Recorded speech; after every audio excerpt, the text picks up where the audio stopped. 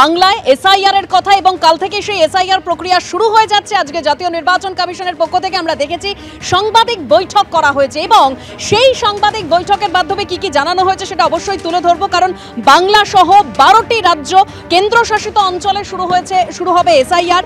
বাংলা, ছত্তিশগড়, মধ্যপ্রদেশ, রাজস্থান, উত্তরপ্রদেশ, আন্দামান নিকোবর, পুদুচেরি, গোয়া, গুজরাট, কেরল, লাক্ষাদ্বীপ, তামিলনাড়ুতে এসআইআর হবে। 4 নভেম্বর থেকে 4 ডিসেম্বর বাড়িতে বাড়িতে এনুমারেশন ফর্ম যাবে। 9 ডিসেম্বর খসড়া ভোটার তালিকা প্রকাশ হবে। 9 ডিসেম্বর থেকে 8 জানুয়ারি জানানো যাবে অভিযোগ। 9 ডিসেম্বর থেকে 31 জানুয়ারি অভিযোগের ভিত্তিতে শুনানি হবে। অর্থাৎ আজকের এই যে জাতীয় নির্বাচন কমিশনের বৈঠক মানে সাংবাদিক বৈঠক হলো বিজ্ঞান ভবনে, সেখানে আর কি কি উঠে আসলো সেই বিজ্ঞান ভবনের সামনে থেকে আমাদের প্রতিনিধি বিজেন্দ্র সিংহ রয়েছেন। বিজেন্দ্র,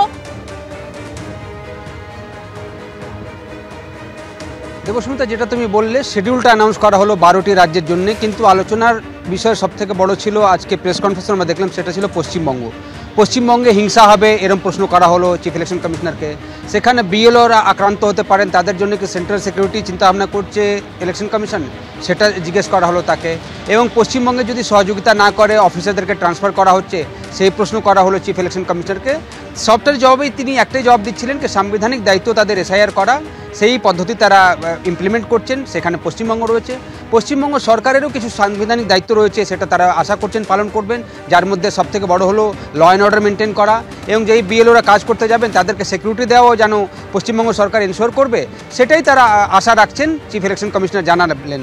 অফিসারদেরকে ট্রান্সফারের ক্ষেত্রে তিনি বললেন যে যেটা রাজ্য সরকারের প্রিরোগেটিভ সেটা করতেই পারে। এখন এসআইআর যেহেতু লাগু হয়ে গেছে এখনও তারা করতে পারেন, তবে সেটার জন্য ইলেকশন কমিশনের পারমিশন নিতে হবে। তার সঙ্গে সঙ্গে এটা বারবারই উঠে আসছিল কি কারা কারা বৈধ ভোটারের নাম বাদ দিয়ে দেওয়া হবে। এটা বারবারই অভিযোগ উঠছে কি যদি কোনো ভোটারের নাম বাদ দেওয়া হয় সেক্ষেত্রে হিংসা হতে পারে।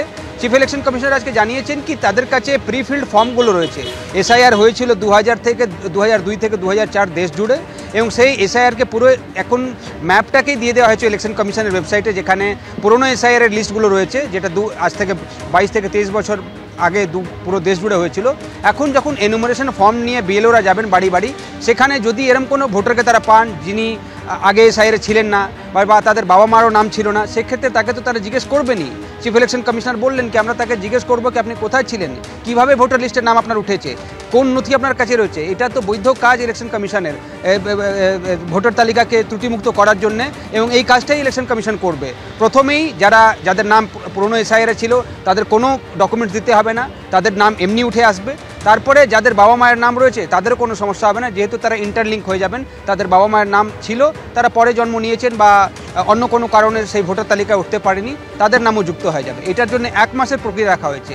এরপরে হচ্ছে কি যাদের নাম বাদ চলে যাবে, এই যখন ড্রাফট রিলিজ করবে ইলেকশন কমিশন, যাদের নাম বাদ চলে যাবে তাদের নাম তোলার জন্য 1 মাস রাখা হয়েছে, এবং সেই 1 মাসের মধ্যে ফর্ম 6 দিয়ে তারা তাদের নাম ইনক্লুশনের জন্য ইলেকশন কমিশনের কাছে দিতে পারবেন। এটাই ইলেকশন কমিশন বলেছে। আজ রাত্রির থেকেই কিন্তু লাগু হয়ে গেছে এসআইআর প্রক্রিয়া, এবং ফেব্রুয়ারি মাসে যখন রিলিজ করা হবে ফাইনাল লিস্ট, তারপরেই মনে করা হচ্ছে, যেটা আজকেও সূত্র মারফত আমরা জানতে পারলাম কি ফেব্রুয়ারিতে লাস্ট উইকে খুব সম্ভবত এই 5টি রাজ্যের জন্য ইলেকশন অ্যানাউন্স করে দেবে নির্বাচন কমিশন, এবং তার মধ্যে পশ্চিমবঙ্গ রয়েছে। কটি দফায় ভোট হবে সেসবগুলোও অ্যানাউন্স করা হবে। তবে আসামেও যেহেতু ভোট হচ্ছে, কিন্তু সেখানকার আজকে এসআইআর অ্যানাউন্স করা হয়নি। চিফ ইলেকশন কমিশনার আজকে জানিয়েছেন যেহেতু সেখানে এনআরসি হচ্ছে সুপ্রিম কোর্টের অর্ডারে, সেটা শেষ পর্যায়ে রয়েছে, তাই এই মুহূর্তে যে এসআইআর হচ্ছে সেখানে তাদের তালিকায় রাখা হয়নি 12টি রাজ্যের মধ্যে। তবে নেক্সট ফেজে আসামেও এসআইআর হবে।